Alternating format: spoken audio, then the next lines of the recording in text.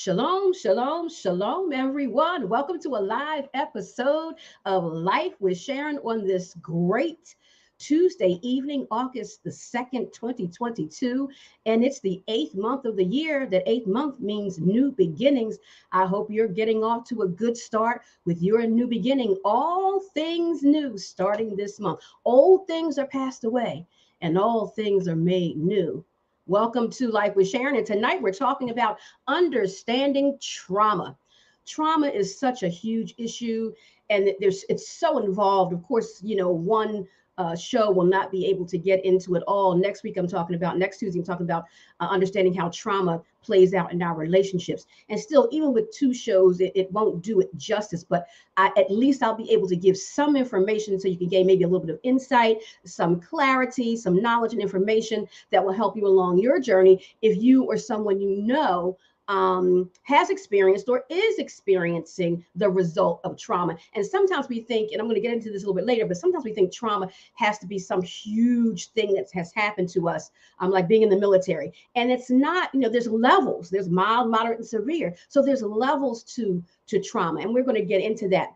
But before we do, again, I want to thank you for joining the show live. And if you're watching on the replay, you are just as important. So thank you so much for watching the show. Please share the feed so others can be informed and educated just like you are. And click the notification bell so you'll be notified whenever we are on the Full Life Communications Network. We're on Tuesday, Wednesdays, and Thursdays. Tuesdays and Thursdays at 9 and Wednesdays at 8 p.m. But if you click the notification bell and click all, you'll never have to wonder where we're on. You'll get the notification. Please subscribe to the YouTube channel, like the Facebook page, and like the video. So we're going to get into talking about trauma. So I'm going to give you a brief definition of trauma. And if you look it up in the dictionary, you're probably going to get a somewhat of a different definition, but this definition is coming from the American Psychological Association. It's very brief, but I thought it was, as a mental health clinician, I'm a mental health clinician is what I do. And, it gave the more succinct and definition that I just wanted to use for the purposes of this show. So it says an emotional response, right, to a terrible event like an accident, sexual assault, or natural disaster. Now, that's the big definition. As I said, there's levels to trauma. And so we're going to talk about those types of trauma as well as some trauma that is not so easily seen, such as the result of being, in an accident or a natural disaster or a wartime event or something like that. There's other emotional trauma that's much more subtle, and we can see it in ways in people if we are aware that that's what's going on. A lot of times we're not, simply because we're just not educated to how trauma works. I mean, you have to be in the field and go to school and study this to understand the nuances of how trauma works. And that's why I thought this show is so important for me to get this information now, because when we understand ourselves better, we understand others better, because it's not simply say Sharon's psychology or John's psychology or Sue psychology. It's human psychology. So when I understand myself better, I understand others better when I learn this information. I don't have to know the ins and outs of what someone's been through, but when I see some of these signs, I can ascertain, I can understand that there's some unresolved issue going on there that this person is dealing with. And that's probably why they're showing these signs and symptoms with these different behaviors, different, emotionalities, if I can use that word, and different physical signs. So we're going to get into some of that, and hopefully you'll get some education around that. And if anything that I say this evening is triggering, because sometimes, we don't know what people have been through. And so I could possibly say something unintentionally, as we do all the time in life, that could be triggering for you. We're going to put up a hotline number, the suicide prevention hotline, domestic violence hotline, and the gambling hotline. Call any one of those hotlines if you feel triggered by anything. And also, too, you may want to seek counseling. I am a therapist. I'm a counselor. That's what I do. I'm not your counselor. I'm not your therapist. I'm giving you out information and educating you to certain things involving mental health, but I am not your therapist. This is just information. You need to seek a specific therapist for yourself who can deal with your specific needs needs and knowing the ins and outs of your specific issues, and they'll be able to help you with what you need, more dedicated to and tailored toward your specific concerns. So I want to make sure I say that so people don't think that I'm giving out therapeutic advice. I am not doing that. I'm providing information and education. So I said to you that according to the APA, trauma is an emotional response to a terrible event like an accident, sexual assault, or natural disaster. Trauma is often thought of as happening to those in the military. Like when we hear PTSD, post-traumatic stress disorder, being diagnosed, that's the first thing many people think of in their mind. It must be someone who's been in the military and has been through a wartime event, and therefore they've experienced what you experienced in war, killing others, murdering others, because of that's what you do in the military in wartime. And that's caused a post-traumatic stress disorder diagnosis for that person. But trauma can happen to anyone, and it's much more prevalent than we may think. So we can experience trauma through emotional wounds, which is more common than we often think. Emotional trauma from childhood, such as how a child is verbally parented. Verbally parented. I did say verbally because words have so much power. And I believe if we really knew how much power our words have, we would be so much more careful, especially parents, in raising their children. Have you ever heard, I know we've seen it in the movies, but have you ever heard even in person, say a mom may say something like, you're going to be just like your father. And the father may have these negative traits and a no good dad, so to speak. Or the dad said, you're going to be just like your mom, but because of her no good traits, so to speak. And then what does the child grow up to do? Because they've heard that time and time again. The child who is a boy grows up to be just like his dad. The girl grows up to be just like his mom because they've heard it so many times, and they know the behaviors. They have seen mom and dad and what their behaviors are like. But the power of that parent speaking that into them, or you're not going to do anything with your life. You're always so bad. You're always doing this. You're always so terrible. And so the child then grows up, one with self-esteem issues, confidence issues, inferiority issues, and not feeling good enough. Right. And also, two, winding up not fulfilling his or her potential because of what the parent has spoken into their lives. And those are emotional wounds. Those are trauma wounds. But see, we don't really look at it like that. One, because, we're not informed. And because it's not as obvious. We just think, oh, that's Johnny just being Johnny. No, that's Johnny with his traumatic emotional wounds that he suffered in childhood at the verbal abuse of parents and whoever else, bullies. That causes emotional abuse. I see all kinds of people in therapy for emotional abuse from bullies, from parents, from other peers, even adults. But when it starts out in childhood trauma winds up being much more pervasive than if something just initially happened in adulthood. Just because when you're a child, you're still going through the developmental stages of life. And so if we have trauma during the developmental stages in life, then we may not as successfully go through those stages because of the trauma, because the trauma comes to inflict those emotional wounds that hinder our development mentally, emotionally, right, psychologically. Right. So you would imagine you're going through these developmental stages, but my mind, my thinking, my emotions is not as developed because of the trauma that has happened. So as opposed to say it's a 1 out of 10, a child who's going through the developmental stages of life, who has not had trauma, they'll go through their developmental stages more successfully, a 9 or 10, 8, 9 or 10. But the child who has had trauma may be at a 5 or a 6. And I'm just making up this scale. There's no such scale that's like that. I'm just making up numbers so you can gain an understanding. So the trauma that has affected the child, they will go through the developmental stages, but they may go through them at a 5 or a 6 or even lower, because the trauma has affected how they think and how they view themselves and how they view the world and how they feel about themselves and others. So it's extremely important. That's one of the reasons why I wanted to do this show, so we can all be informed. It is extremely, extremely, extremely important. The words that we choose to use with our children and everyone, not just our children, but it's just the children, they're so impressionable, their formative years. It really matters because it shapes who they're going to become as a teen and as an adult. right? And we want children to grow up to be thriving adults, to thrive in their relationships and in their marriages and things of that nature. But a lot of times it doesn't happen. And we're not thriving in relationships because of trauma and what the trauma has done to us that we're not fully aware of. And that's why I am thinking this way, behaving this way, looking at you with the side eye when you haven't done anything, but it's my trauma speaking. It's a trauma response. But I'm not even aware of this because I haven't gone to therapy to understand what the trauma has done to me. And so there's so much and so many things, so many nuances that go into this. I mean, I could talk about this, every week, and it still wouldn't be enough. And you would be so many of you probably be so surprised and also too well informed that you are actually learning about yourself, because there's, again, levels to trauma: mild, moderate, and severe, we'll say.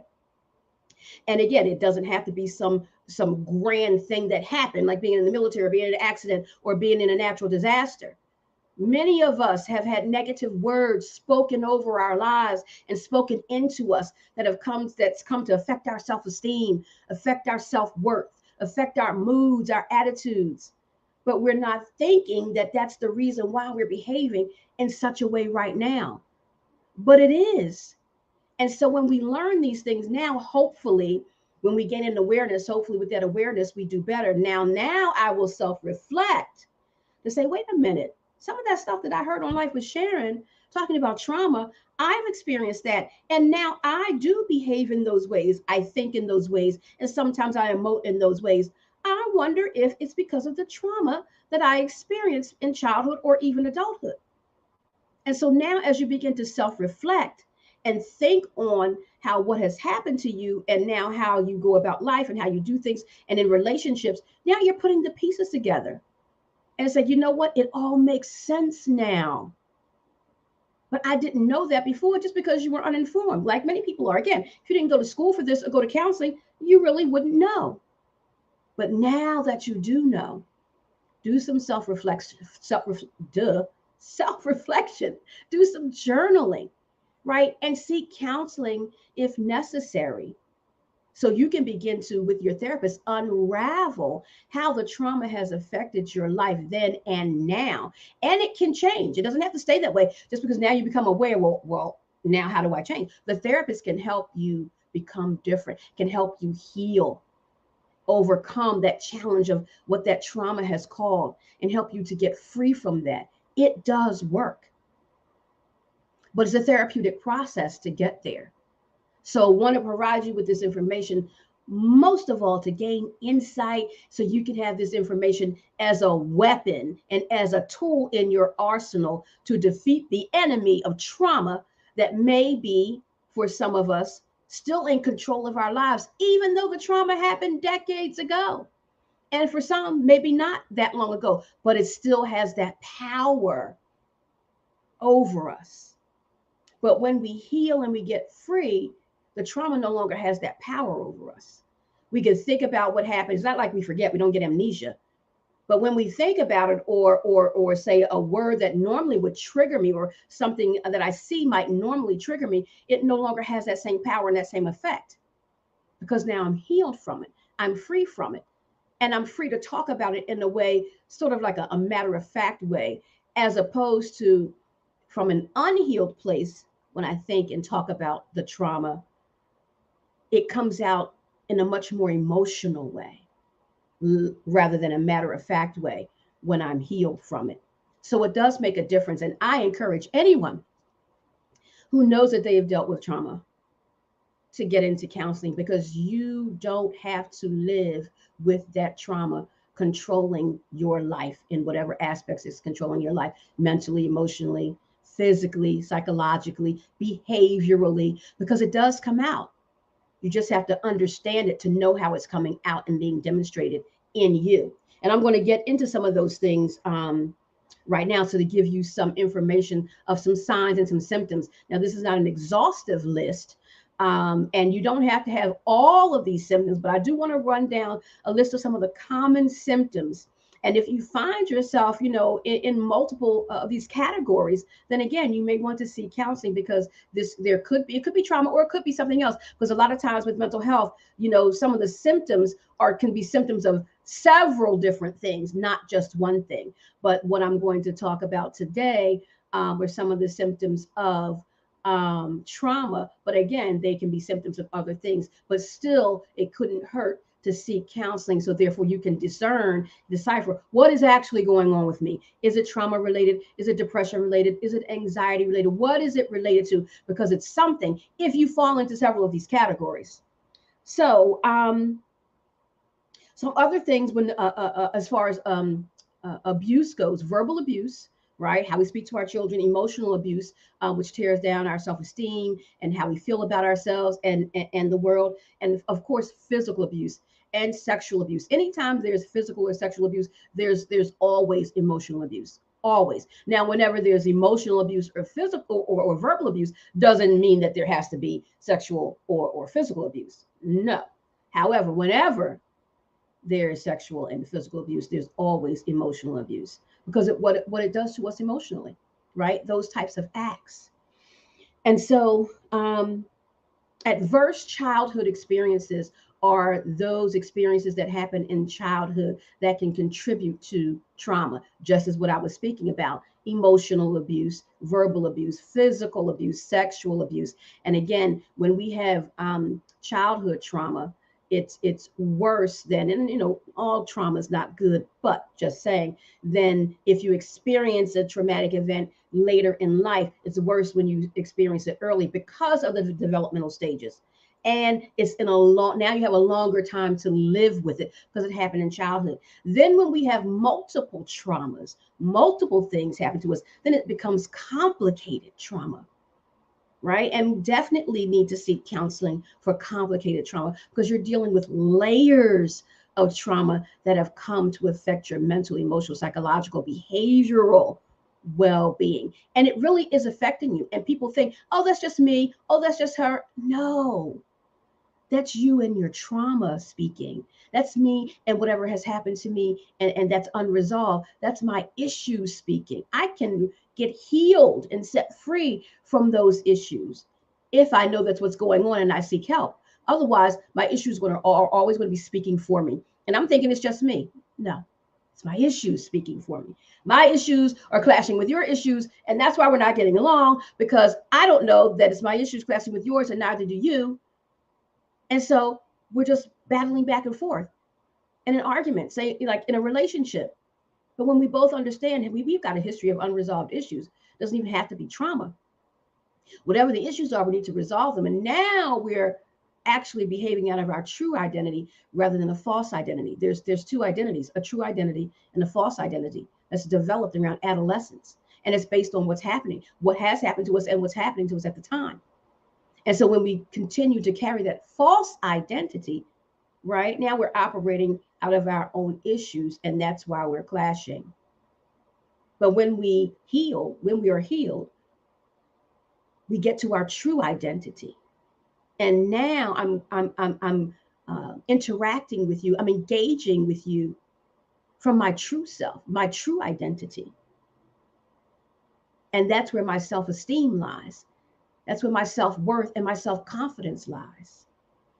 That's where my assertiveness lies. Because I'm free to be me. And I'm not concerned about who likes it and who doesn't. And so we want to get to that place of our true identity, that healed place, not that place of powerlessness because of how trauma has affected us. And so we're walking and living in our false identity. There's a true self under that false self. Don't you want to get to that true self? You can seek counseling to get to that true self and live out your best life from here forward. It doesn't matter how old you are. Every day that you wake up with a fresh 24, that God has breathed new life into you that day, you have a new day to make a new decision, to get it right, to live your best life. I want to make a new decision today. I want to discover my true self and walk in my true identity. No longer this false self having power over me. I want to live my best life. You have the power to do that with a decision. All it takes is one decision. that I'm going to submit myself to counsel because it's going to be good for me. I'm going to understand me better. And again, as you do that, you understand others better because we're all human beings, right? Again, it's not Sharon psychology, Joe's psychology, Jane's psychology. It's human psychology. And now we begin to relate to one another better because we understand them better. And now I'm not even getting stressed as much or taking things personal as much because you know what? Even though that person may have said that to me, I understand where it's coming from because I know I didn't do anything, but that's an unresolved issue on their part. So I'm not even going to take it personal. I'm not even going to jump into the fray of what that person just said. I know that's an unresolved issue, and I'm going to allow them grace for that because they have something going on, maybe some trauma, some childhood issues, adult issues, whatever it is, it's unresolved mental and emotional issues that's allowing them to speak to me in such a way or behave in such a way. I'm going to allow them some grace for that without taking it personal because I understand. You know why I understand? Because I have been there and I get it now. Right? I'm not saying that that's the case for every situation. Each situation deserves its own measure. But more often, probably than not, when it's just simply an argument, I can allow some grace for that, or a disagreement. Doesn't have to necessarily be an argument. I misspoke. A disagreement where someone says something off color, But you know what? I understand. I get it. It's not about me. I can hear because I haven't done anything. I can hear that that's something that's coming from a deeper place within that person that has nothing to do with me. I may have just triggered that, unfortunately, not knowing because we do that often and don't know. And the person comes back on the defensive, right? And when we become defensive, we're defending against that thing, that hurt, that place of pain, that whatever we were triggered by, that it's attached to from an earlier event in our lives. And this is not so much conscious thinking. This is what's going on subconsciously, but I'm informing you now. I'm educating you now. So when you become defensive, trace it back to that original wound. If this defense has made you angry, well, what's the root? Anger is only a surface emotion. It's a secondary emotion. What's the primary emotion under that? Which would be either fear, disgust, sadness, joy, and more than likely when we're talking about this type of stuff, is not going to be joy, and shame. So fear, shame, disgust, and sadness, the four, and joy, those are five primary emotions. But what of those four is that defense covering up? And you know why the defense is covering it up? Because if we go to that place of pain, that place of fear, shame, disgust, or sadness, it's going to make us vulnerable. That V word, that's in our humanity, we all shy away from that because if I become vulnerable, then I can be hurt. I open myself up to the possibilities of being hurt. And none of us want to be vulnerable. But when you go through the therapeutic process, it's a safe place to be vulnerable. And you learn how to become comfortable in your vulnerability to then get to that place of wherever that primary emotion is, where you were wounded, whether it's fear, shame, disgust, or sadness, or a combination of. And when you get there, that's where the healing takes place from the trauma. Because it's attached to one or several of those. And when I admit that, when I become vulnerable to that, I can begin to heal from that. So I just gave you a lot in a short amount of time, but I hope you heard what I was saying because it's powerful what I just said. I just gave you a lot of insight to your own vulnerabilities, your own defenses. There's many defenses. I didn't name the defenses, like denial is a defense, right? Sometimes laughter is a defense. There's many different defenses. And we usually, the defenses that we go to is based on our personality style. That's a shows for a whole different day. But when we become defensive, again, we're defending against the vulnerability of one or several of those four emotions that I just mentioned. Again, it's fear, shame, disgust, and sadness. Joy is the fifth, but when we're talking about this, pretty much it's probably not joy, right? So think about this, reflect on this as this show goes on, and as the show is over, and maybe you have to even rewatch it. Reflect on this.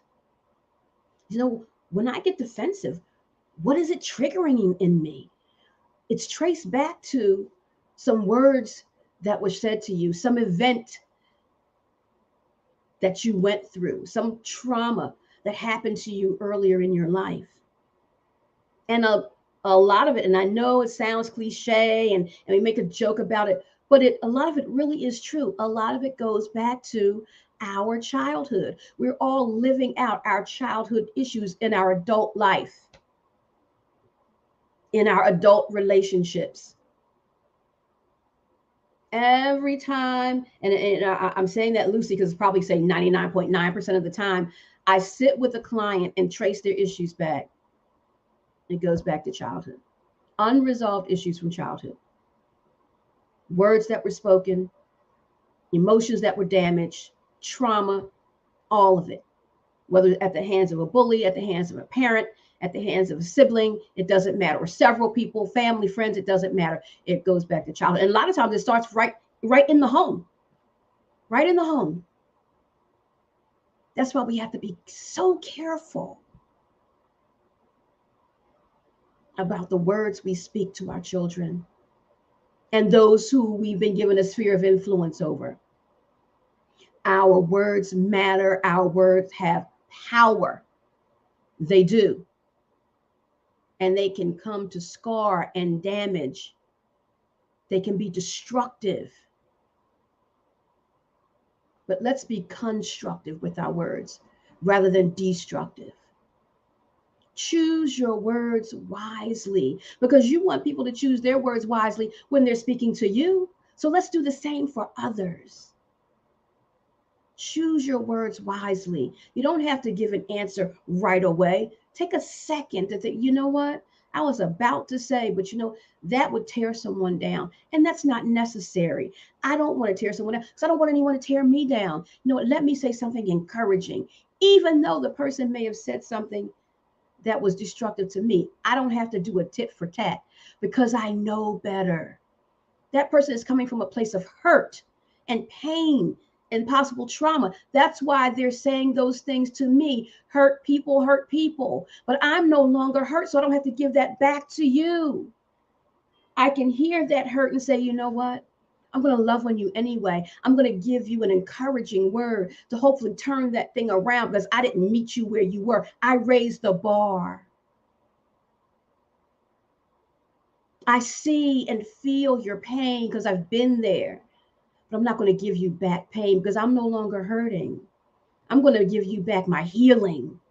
If we did that, can you imagine? But we have to get healed first. To give out healing, you have to be healed. If you're still hurt, you're going to give out hurt. So let's get healed from all of this trauma so we can give out healing to help the next person and those people who we say we love. Because oftentimes they're the people who hurt us the most, as we all know, are the people who love us the most. And oftentimes that's family. Unfortunately, but it's a reality. But if we get healed, now we can heal our families. One person steps out and gets help and becomes different. And so they're no longer saying the same things. They're no longer accepting the same things from themselves. Therefore, they're not accepting the same thing from you. So they're coming from a healed place. And now others are learning like, wow, Sharon's different. She's not sounding the same. What are you doing? And I share what I did. And now they want to do it too, because I'm sharing with them how it helped me. Each one teach one, right? Step out. Make a difference in yourself and then make a difference in your family and your friends and everyone. Don't keep it a secret. Get well so you can help others to get well. But we first got to submit to getting well. It's one of the reasons why this show and this channel was created, because God wants people to get well, and he's using me as a vessel to do it. He wants us to be healed, whole, and free from the bondages of life. But you have to say yes to it. So say a fresh yes right now and say, you know what, I'm going to do something different. I don't have to walk in this life like this with unresolved issues and being mean and angry and sad and depressed and this and that. I can be whole. I can be healed. I can be free. It just takes a decision and then getting some help to walk you through that process. Why don't you do it for yourself? You are worth it. You are worth it because you're worthy of it. Each one of us is worthy of the best that life has for us. So why don't we just take it? All right. So we're going to get into some of the signs and symptoms of trauma. And again, this is not an exhaustive list. And also, it doesn't mean that just because you find yourself in some of these categories that trauma is the issue. Some of these symptoms go across different issues. But if you do find yourself, having multiple of these symptoms, then you probably want to seek some counseling to figure out what's going on with you. All right. So I think I'm going to do the physical first. So some of the physical responses and symptoms of trauma are fatigue, some sort of sleep disturbance, trouble falling asleep, staying asleep, trouble waking, or insomnia, headaches, muscle tension, chest pains, and even some other health issues, especially gastrointestinal issues, and just other health issues. Sometimes, our mind is so powerful that it affects our physical being. And a lot of times when we go to the hospital or go somewhere to find out what's going on and they can't find anything, a lot of times it's connected to your mental health. It's not a physical issue, it's a mental health issue. So remember that if you're going to the doctor in the hospital, whatever, and they can't find anything, begin to check on your mental health. When we're stressed, it can cause physical symptoms. So be mindful to check your mental health when the doctors can't find anything physically wrong. Okay. So some of the emotional symptoms, we begin to think differently. Our cognition is different. We think different about ourselves and others. We might isolate ourselves, become sad, depressed, feeling hopeless or worthless, feeling overwhelmed, distracted, inability to concentrate or get focused like you normally can, some anxiety, avoiding things that are reminders of the traumatic event, right? So if you have a car accident, now sometimes people don't want to drive for a while. Some people permanently, but some people for a while until they're healed from the trauma. So we avoid those things that remind us of the traumatic event. We might have flashbacks, which is feeling like that you are reliving that traumatic event in real time. It seems like it's actually happening in real time, but it's really not. It's called a flashback. Nightmares about the event or impending doom, or just nightmares that have that negative doom quality. Fear, anger, guilt, moodiness, and irritability, confusion, and denial.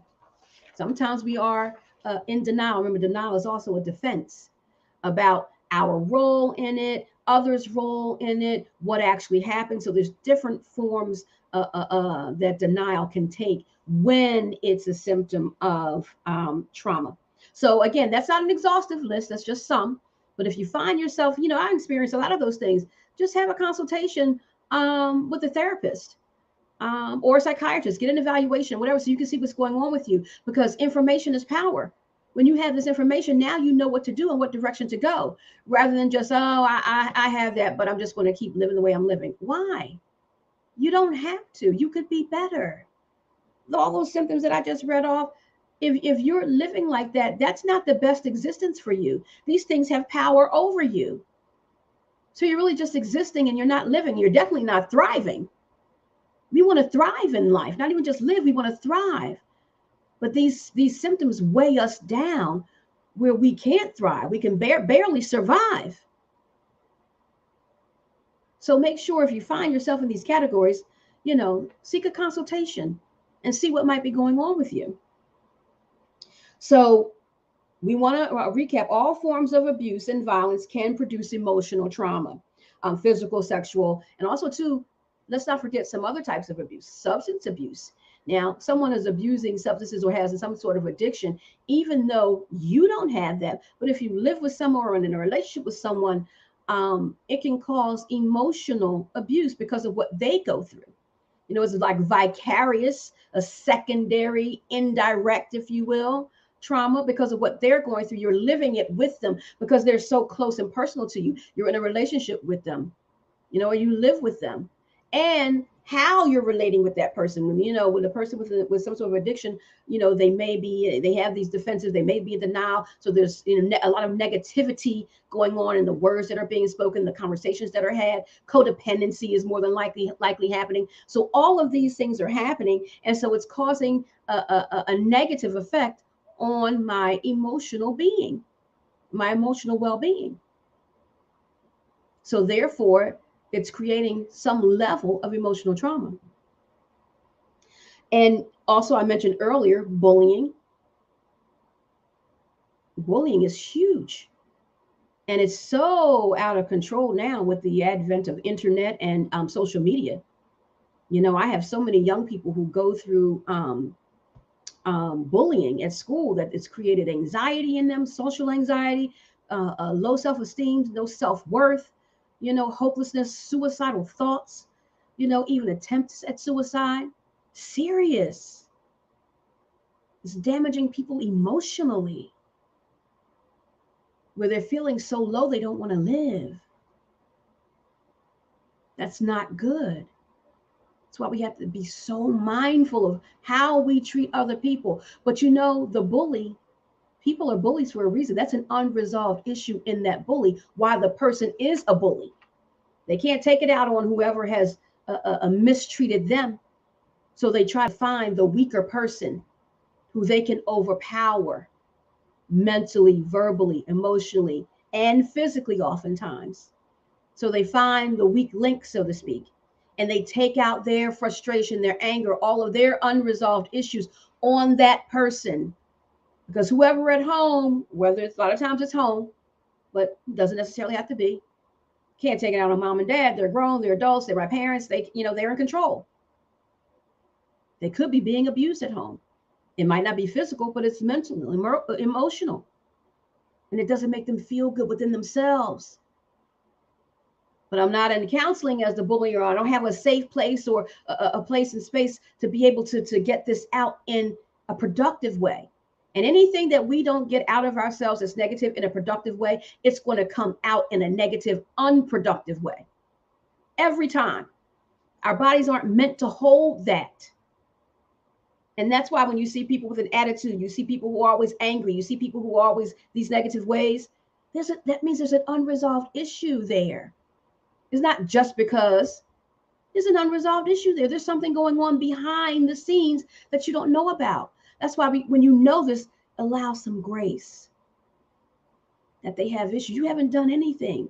It's their unresolved stuff that they're carrying, and it's too heavy. And it's come to affect how they see the world, how they see themselves, how they see others. It affects their mood, their attitude, the words they speak, how they behave. It affects everything, how they think. This is human psychology. This is our humanity. This is all of us.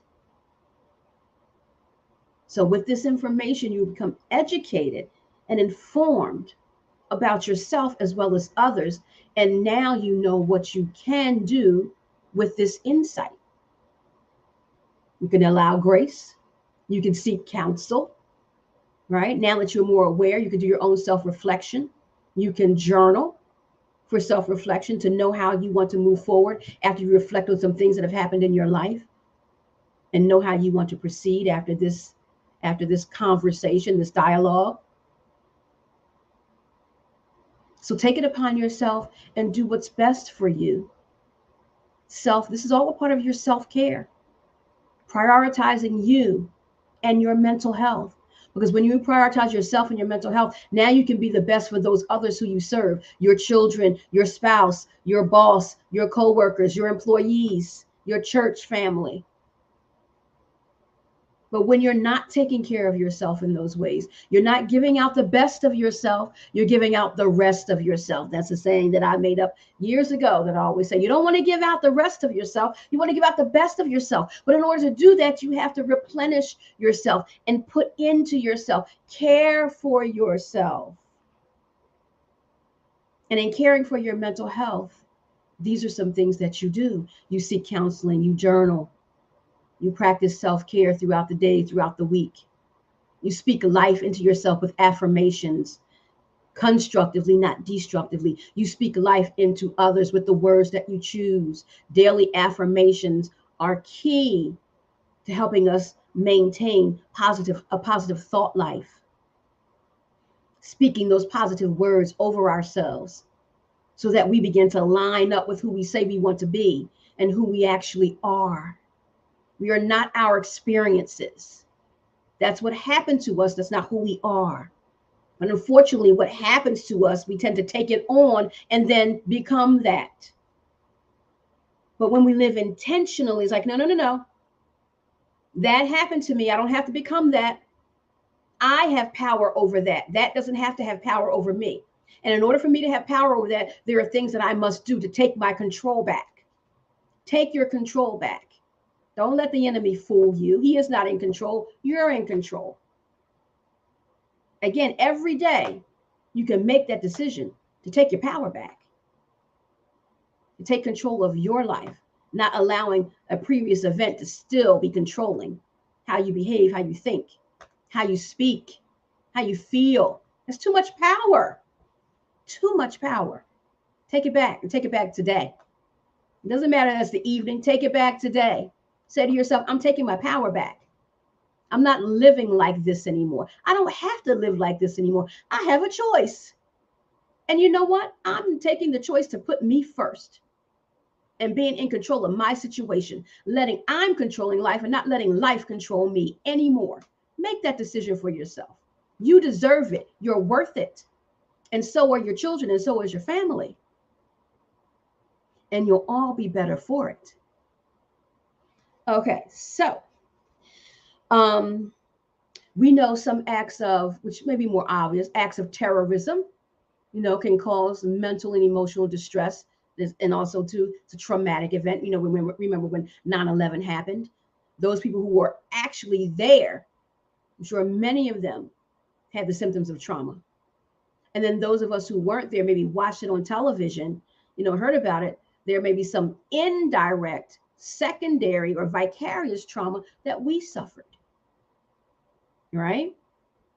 So again, there's levels and degrees, but the symptomology is the same.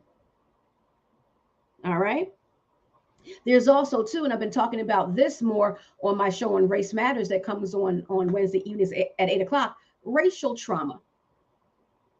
And a lot of times we don't even think about that, especially those of us who experience racial trauma, and specifically African Americans, was, we're born into trauma in the American society. So it's unfortunately, it's kind of like a second skin. We don't really think about it.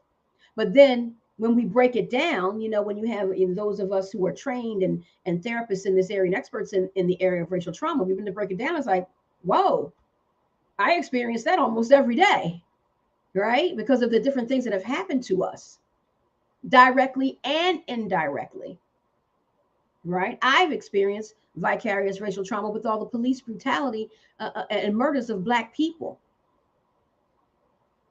And after George Floyd was murdered, that's the one that just, where many of these symptoms came to life for me. And they may have been at bay before, because again, I'm just used to living and going about, but I experienced these symptoms in an obvious way after George Floyd was murdered. And I had to seek help because this was overwhelming for me. It was too much. And I had to begin to understand myself and what I was experiencing and how this had been affecting me, watching those types of videos and watching those types of murders, and me being an African American. It does affect us, and no one is immune. That's why we have to be careful how much we intake of these things, because it can have an indirect effect on us that we're not aware of, and then we wonder, why am I feeling this way? Why am I thinking this way? Why am I behaving this way? I can't seem to shake it. You could be experiencing indirect, which is called vicarious trauma of some sort. That was my experience, with watching the videos of police brutality and murders of Black people, unjustified murders of Black people. So now I have to be mindful of how much of that I take in, because I've had an experience and I understand it for myself. So I still keep up with the news, but I'm not in it like I used to be, because I don't want to feel overwhelmed emotionally like I did before. So I took my power back by doing some things differently. And you can too. But with the awareness now, let's do something. What good is awareness if you don't do something with it? Don't just have your consciousness raised, your awareness raised, and now you just sit back and do the same thing. Don't do that. This is to help you live your best life, the best you can, mentally, emotionally. None of us will ever be perfect. Only God is perfect. But we can always be better today than yesterday, and better tomorrow than today. Every day strive to be the best in every way, mentally, emotionally, physically, spiritually, in every way. But let's put our mental health first by doing some of these things. And of course, domestic violence, intimate partner violence. And it doesn't have to be physical. It can be emotional and verbal. And of course, if it's physical and sexual, the emotional is already there. And again, the hotlines are in the chat, and the hotlines will be on the screen for suicide prevention, domestic violence, and gambling. Gambling is an addiction as well that can cause a trauma in the lives of people who you live with, as well as your own, because it's an addiction. It can be an addiction. And it changes how you view yourself and life. It's harmful. So there are all these things that contribute to the different types of trauma: emotional trauma, physical trauma, mental, psychological. So don't think it just has to be some disastrous event that happened and now we have trauma. No. There's layers upon layers, which I've mentioned today. So some of the effects of trauma can be short-term, or it can be a prolonged experience depending on the nature of the trauma.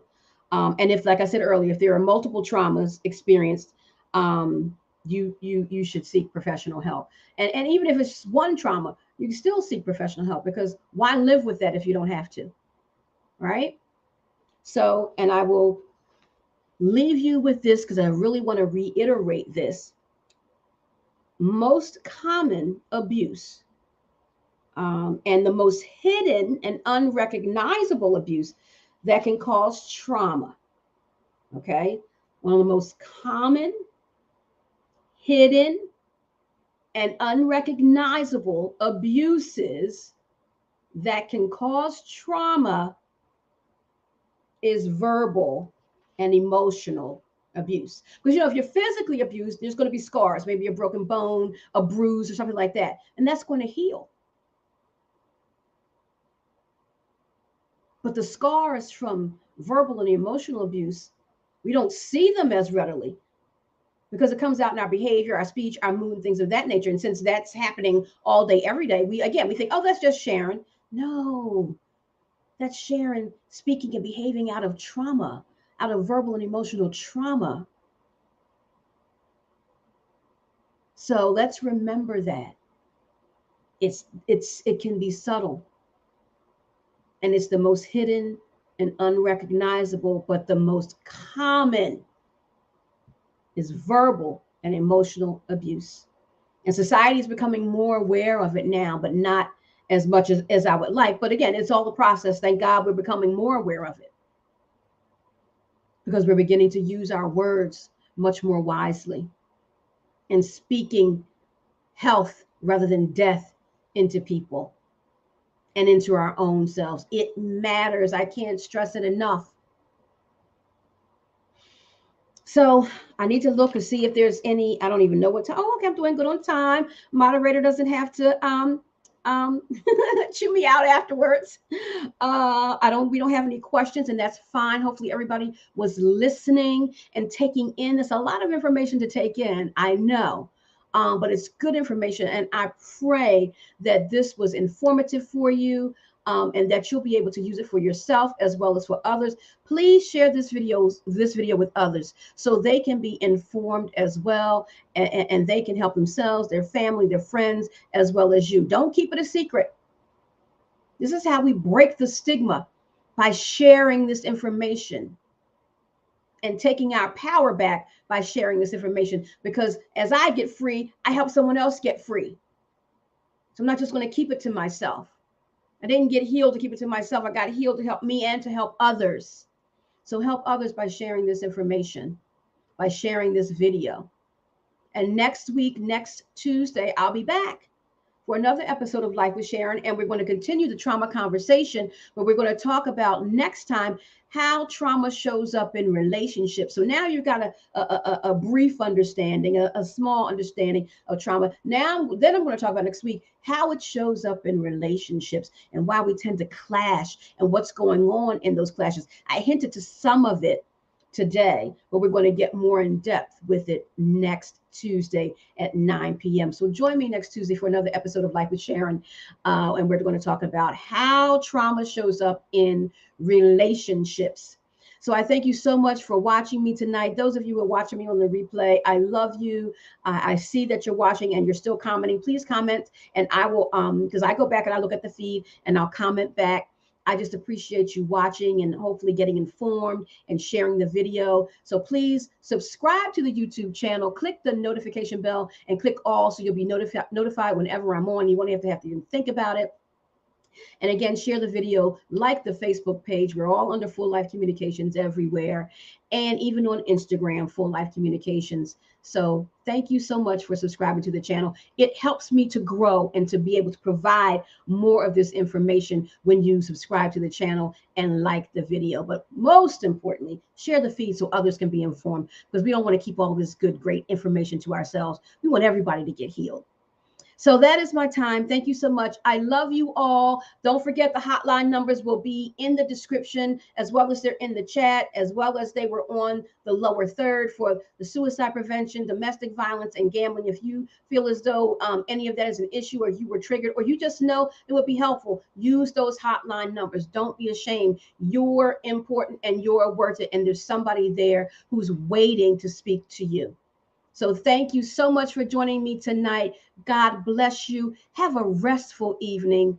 God bless you. Shalom.